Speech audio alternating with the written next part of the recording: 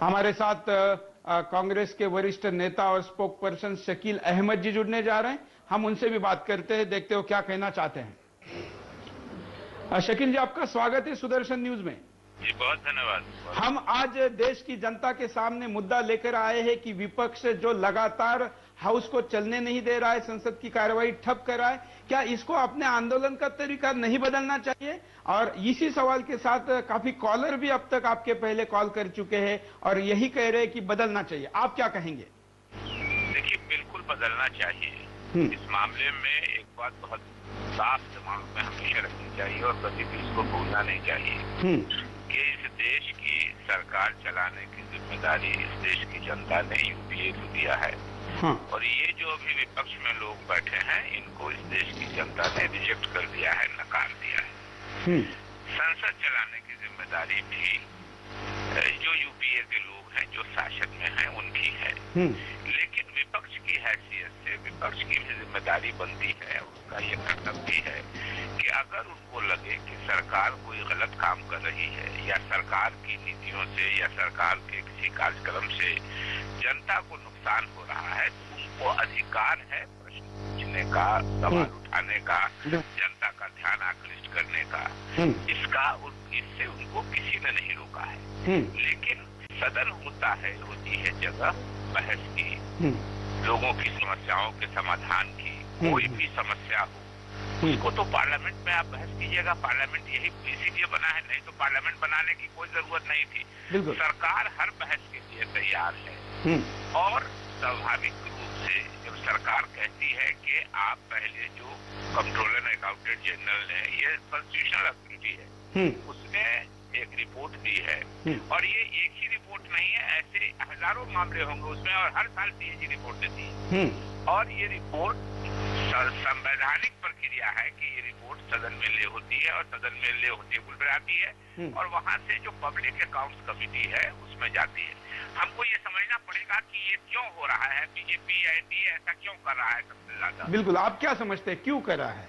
देखिए, इसकी दो वजह है। एक तो इनका जरूरी झगड़ा है। आपने मुरली मनोहर जोशी का पीएसी जो पब्लिक अकाउंट्स कमेटी है, ये भी ज्वाइंट पार्लियामेंट्री कमेटी है।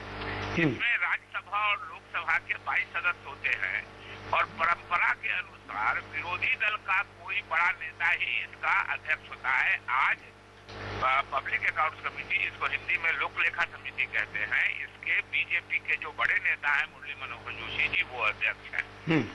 अब मुरली मनोहर जोशी जी से बीजेपी का जो वर्तमान नेतृत्व है उसकी नहीं बनती है। वो नहीं चाहता है कि इतने महत्वपूर्ण मामले में कोई अपर हैंड, कोई उनको पॉलिटिकल माइलेज मिले मुरली मनोहर जोशी जी को। एक तो ये उसकी अंदरूनी लड़ाई है। वो चाहता है कि जेपीसी, इसमें कुल 7 मेंबर रहेंगे, साथ ही तीन यूपीए के रहेंगे, 2 एनडीए के रहेंगे, 1 लेफ्ट के रहेंगे और 1 और बसपा के रहेंगे और बाकी किसी पार्टी का प्रतिनिधित्व नहीं हो सकेगा पीएसी में। 7 मेंबर ही हो, जेपीसी में 7 मेंबर ही होते हैं। तो एक तो मुरली मनोहर जोशी जी को ये मौका नहीं देना चाहते हैं, ये भाजपा की अंदरूनी लड़ाई। दूसरी है कि पार्लियामेंट नई सरकार ने स्पष्ट कर दिया है कि हम जेपीसी नहीं मानेंगे। ये आसान हो गया है कि जेपीसी सरकार नहीं मानेगी, हम इसी पे ये करें। तो हमारा जो कर्नाटक में लगभग आधा कर्नाटका येदियुरप्पा जी ने अपने बेटे बेटियों, दामाद, बहुओं के नाम से रजिस्ट्री कर दिया। उसके अलावा जो यहाँ मिला है, मित्तल साहब एक बीजेपी के जो नेता हैं, उनको 7300 करोड़ रुपए का उनका घोटाले का मामला है। जो संचेती जी हैं, जो बहुत ही नजदीक हैं गडकरी जी के, आदर्श सोसाइटी में उनके फ्लैट की बात हुई है। आदर्श सोसाइटी जो बॉम्बे वाला मामला है, उसमें इनका क्या कहते हैं, जो शिवसेना के एमपी थे, मंत्री थे, सुरेश प्रभु जी, हाँ सुरेश प्रभु, फ्लैट है। ये कॉमनवेल्थ घोटाले की बात है। बिल्कुल, इसमें अहमद भाई ये तो सारे ही लोग बिल्कुल आदर्श के घोटाले में तो सभी लोग सामने आए हैं। मैं आपसे ये जानना चाहूंगा, एक मिनट में मेरी बात पूरी होने दीजिए। सुरेश कलमाडी जी वहाँ कांग्रेस के एमपी की हैसियत से नहीं है, वहाँ इंडियन ओलंपिक एसोसिएशन के अध्यक्ष की हैसियत से है और उसी समिति में उपाध्यक्ष की हैसियत से और समितियों में बीजेपी के विजय कुमार मल्होत्रा हैं, बिल्कुल एनडीए के डॉक्टर लोचन सिंह है जो माइनॉरिटी कमीशन के अध्यक्ष थे, जो डिफेंड कर रहे हैं टीवी चैनलों पर सुरेश करमाडी जी को, इनकी चर्चा नहीं होगी पार्लियामेंट में। इसीलिए बीजेपी और एनडीए पार्लियामेंट को स्टॉल कर रहा है कि हमारा जो कुकर्म है वो छुपा रहेगा, उस पर देश जान नहीं सकेगा, चर्चा नहीं हो पाएगी। बिल्कुल। इस साथ एक एसएमएस आया है अहमद भाई यहाँ पर, वो कह रहा है कि ये देश का एक ऐसा रियलिटी चलता है दोनों चैनलों पर संसद के, जो शुरू तो होता है लेकिन उसका ब्रेक 24 घंटे का लंबा होता है। हाँ देखिए, ये बात सही है कि संसद पिछले 16 दिनों से काम नहीं कर रही है, और संसद तो बनी ही इसके लिए कि अगर कोई समस्या है, कोई समाधान करना है किसी बातों का, कहीं कोई गड़बड़ी हुई है, तो जब तक आप उस पर चर्चा नहीं करेंगे, जब तक आप उस पर वाद विवाद नहीं करेंगे, पक्ष विपक्ष की नहीं सुनेंगे, जो प्रिजाइडिंग अफसर हैं उनका नियमन नहीं जानेंगे, तब तक देश की जनता को कैसे मालूम होगा कि सच्चाई क्या है। बिल्कुल। और देश की जनता दोनों सदनों के टेलीकास्ट लाइव होते हैं। देश की जनता फैसला करने के लिए सक्षम है। देश की जनता एक ऐसा कहिए कि परिपक्व नहीं है या वो नहीं समझ सकती है संसद की कार्रवाई को, तो ये देश की जनता के साथ न्याय नहीं होगा। इसलिए विपक्ष को सदन चलने देना चाहिए, और सदन में सरकार पे जो आरोप लगा सकते हैं, सरकारें अगर काम नहीं करेंगी, सरकारें अगर भ्रष्टाचार में लिप्त रहेगी, सरकारें या पार्टियां अगर जनता के हित का काम नहीं करेंगी, तो जनता उनको नहीं पसंद करेगी, अगले चुनाव में उनको घर बैठाएगी। लेकिन जनता को आप असलियत जानने तो दीजिए, अब जनता को असलियत सुनने तो दीजिए, समझने तो दीजिए, लेकिन यहाँ तो आप जनता को असलियत समझने और सुनने भी नहीं देना चाहते। बिल्कुल। अहमद भाई, शकील भाई, यहाँ पर एक मुद्दा ये भी सामने आया है कि जिस तरीके से विपक्ष का काम देश की जनता को जागरूक करना है, मुझे एक ऐसे मित्र मिले टेलीकॉम फील्ड के जिन्होंने कहा कि मुझे एक सांसद 2 दिन पहले मिले, उन्होंने पूछा कि ये 2G क्या है और स्पेक्ट्रम क्या है, जो कि रोज हंगामा करते हैं, लेकिन उनको ये भी पता नहीं है। क्या कहेंगे? देखिए, ये 2G हुआ सेकेंड जनरेशन। हाँ, नहीं, ये हम जानते हैं।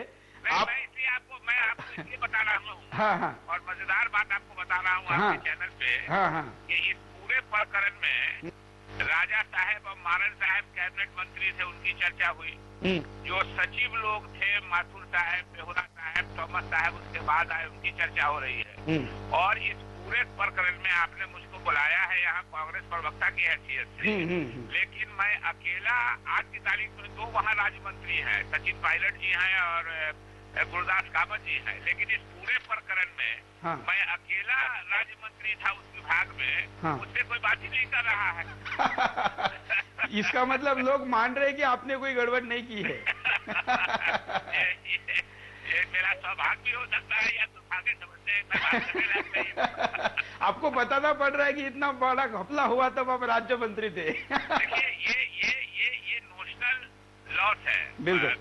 सीएजी ने भी, कंट्रोलर अकाउंटेंट जनरल ने भी बार लिखा है अपने उसी रिपोर्ट में कि ये नोशनल लॉस है, प्रिजम्पटिव लॉस है, ये शब्द इस्तेमाल किया है, प्रिजम्पटिव। तो ये लेकिन एक मैसेज चला गया है कि इतनी बड़ी राशि का घोटाला हुआ है, तो देश की जनता के सामने सच्चाई आनी चाहिए। स्पेक्ट्रम जो है वो एक तरह से किसी को कहा जाता था, किसी जमाने में नाराज होता था कि उसको कोई विभाग दे दीजिए, मंत्री से लोग नाराज होते थे, कहते थे कि पानी का लहर गिरने वाला विभाग में दे दीजिए, वो भी वहाँ पैसा कमा लीजिएगा। तो ये हवाओं कल की लहर है, जो है लहरों का आर्टिफिशियल है, ये हवाओं से जिस पर जो इलेक्ट्रॉनिक वेव्स हैं वो चलते हैं, और जिनके जरिए आकाशवाणी से, दूरदर्शन से या फिर मोबाइल टेलीफोन का इस्तेमाल होता है। बिल्कुल। और ये बंटवारे की शुरुआत एक तरह से गंभीर तौर पे, एक तो सुखराम जी के समय में हुई थी, और सुखराम जी के समय में सिर्फ संसद इसी तरह रोकी गई और कांग्रेस ने सुखराम जी के खिलाफ एक्शन लिया, तो उसके बाद बीजेपी ने सुखराम जी को मुख्यमंत्री बना दिया, उनके बेटे को राज्यसभा का मेंबर बना दिया, ये हंगामा करने के बाद। और उसके बाद जो है 98, 99 से 2001 तक बंटवारा हुआ, जो राजा साहब ने पूछा है कि साहब अरुण जी का क्यों नहीं हो रहा है। बिल्कुल ऐसे, बिल्कुल सज्जन और थे, बिल्कुल शकील जी, बहुत बिल्कुल, आप सही कह रहे हैं, लेकिन ये बहुत बड़ी कहानी है। लेकिन मैं आपसे अंतिमतः ये आश्वासन चाहूंगा कि देश की जनता को आप सत्ता पक्ष के द्वारा क्या आश्वस्त करेंगे कि कार्रवाई चलेगी, कैसे चलेगी और जनहित में कुछ होगा? देखिए, जनतंत्र की एक मर्यादा होती है। आप याद कीजिए कि कांग्रेस में अशोक चौहान जी के फ्लैट का मामला आया, कांग्रेस ने उनसे त्याग पत्र लिया। सुरेश कलमाडी जी वहां इंडियन ओलंपिक एसोसिएशन के अध्यक्ष की हैसियत से हैं, कांग्रेस के प्रतिनिधि नहीं है वहाँ, लेकिन कांग्रेस ने उनको अपनी समिति से हटा दिया। राजा साहब हमारे सहयोगी दल के थे, कांग्रेस के नहीं थे, लेकिन जब एक परसेप्शन बना तो करुणानिधि जी के इस पर उन्होंने त्याग पत्र दे दिया। लेकिन कल कहा प्रणब मुखर्जी जी ने कि भाजपा के राष्ट्रीय नेता को, राष्ट्रीय अध्यक्ष को लोगों ने टीवी पे पैसा लेते देखा इस देश पे, और एक एफआईआर दिल्ली पुलिस ने नहीं किया। दिल्ली पुलिस भारत सरकार के अधीन होती है, यही दिल्ली की घटना थी। लेकिन उन बंगारू लक्ष्मण का क्या हुआ आप जानते हैं? अब तो कहीं ढूंढने पर भी मिल नहीं रहे हैं। चिंता बंगारू लक्ष्मण ढूंढने पर भी, लेकिन उनके राष्ट्रीय अध्यक्ष थे और उनकी पत्नी को टिकट दिया गया, जनता ने नकार दिया, वो एक अलग बात है। और उन पर एक एफआईआर नहीं किया गया। जो पैसा, जो कैश, हार्ड कैश लेते हुए, भारतीय करेंसी लेते हुए और डॉलर मांगते हुए टीवी चैनलों पर देखा गया। तो स्वाभाविक रूप से हम लोग बिल्कुल चाहते हैं कि पार्लियामेंट चले। जनता के पैसा का अगर जो दुरुपयोग हुआ है, जो अगर हुआ है, तो और ये बात साबित हो जाएगी और इंटेंशनली हुआ है, जानबूझ के हुआ है, तो जो भी कार्रवाई सरकार संभव हो सकता है वो करेगी। मगर आप बहस तो पार्लियामेंट में होने दीजिए, आप जनता के सामने सच्चाई तो आने दीजिए। बिल्कुल, यही हम चाहते हैं और इसलिए आज इस कार्यक्रम को कर रहे हैं। आपने समय निकाला बातचीत की, धन्यवाद। तो ये थे कांग्रेस के नेता और स्पोक पर्सन शकील अहमद जी, जिनको बताना पड़ रहा है कि वो उस घपले के समय में राज्य मंत्री थे। इस पूरे मसले पर कांग्रेस का अपना तर्क हो सकता है या इस मुद्दे के बहाने वो बीजेपी के ऊपर अपना हमला करने का मौका भी भले ही ले रही हो, उसका फायदा उठाने का प्रयास कर रही हो, लेकिन देश की जनता समझती है कि सत्ता पक्ष हो या विपक्ष, किसी को देश की जनता की चिंता है ऐसा नहीं दिख रहा।